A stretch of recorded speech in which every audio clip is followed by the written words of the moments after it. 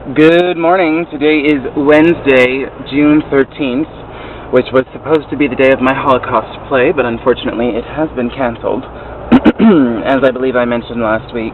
Although maybe not, because I was so just distraught over it I didn't speak about it. I don't remember. Anyway, yesterday I did my whole little blog about my internet crush on littleBIGchris. And so I was watching him again this morning. It's so pathetic. I mean, I get up in the morning and I should be getting myself ready for work. I do try to catch myself up on current events. I look at NewYorkTimes.com. I look at the Huffington Post because I want to know what is happening in the world. There were some interesting things there. The Defense Department and their plan to build a gay bomb, etc. Anyway, but then, I distract myself watching things like littleBIGchris.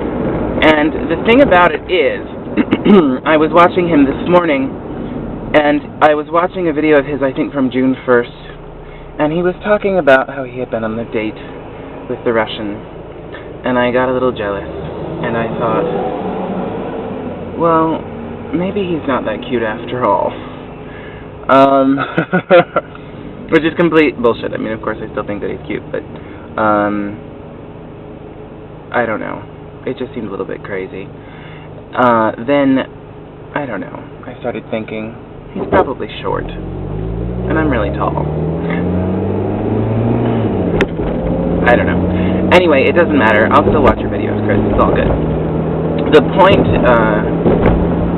point of this, though, is that I have no idea what I'm saying. Last night, I was out with Kat and Jana at Jana's house, and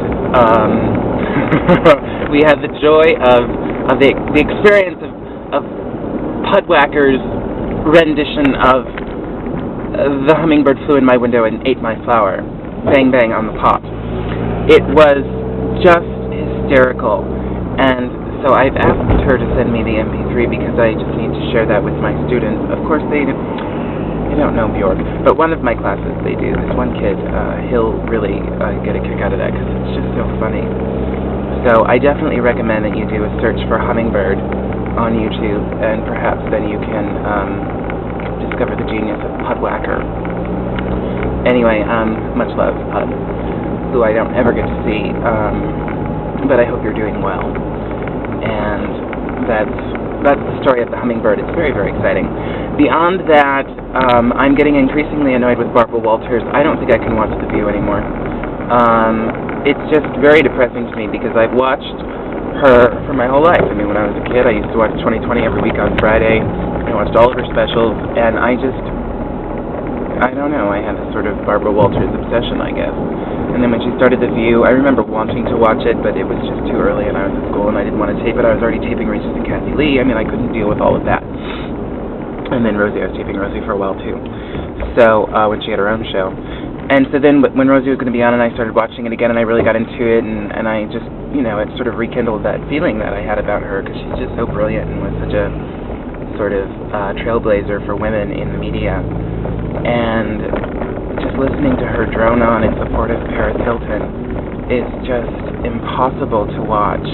And the thing about it is, it's not so much that she's supporting her, but that she talks about it so much.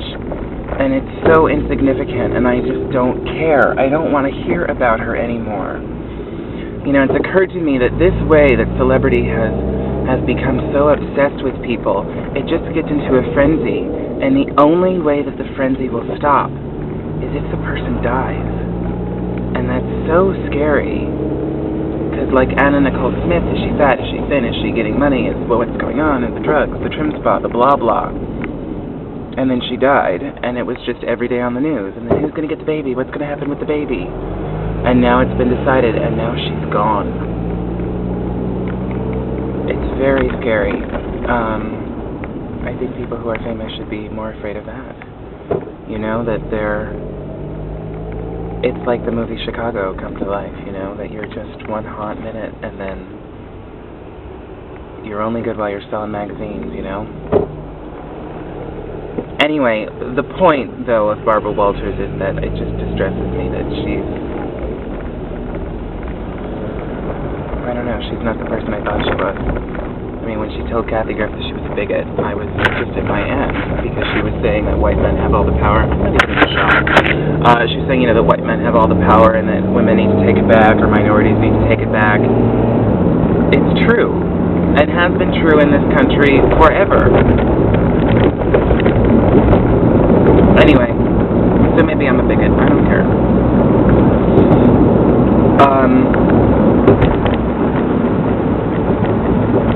I don't have anything else to say. There was one other thing. There'll probably be multiple videos again today, not like yesterday, there were 6. Jesus. But I'll probably have another one because I'm gonna do a Pride one for the William Blood thing. So, look for me over there. Ciao.